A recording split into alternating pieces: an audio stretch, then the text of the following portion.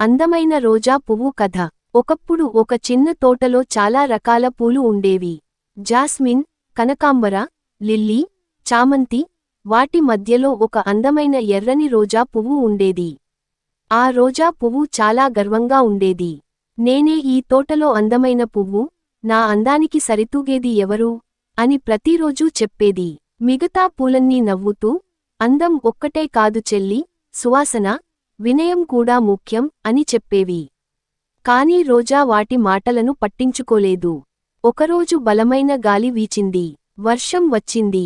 అన్ని పూలు వంగిపోయినా మళ్లీ లేవి తలెత్తాయి. కాని రోజా మాత్రం గర్వంతో నిలబడి ఉండి, గాలి తట్టుకోలేక తెగిపోయింది. తర్వాతి రోజు తోటమాలి వచ్చి చూశాడు. అయ్యో, ఎంత అందమైన పువ్వు వృధా అయిపోయిందో అని బాధపడ్డాడు.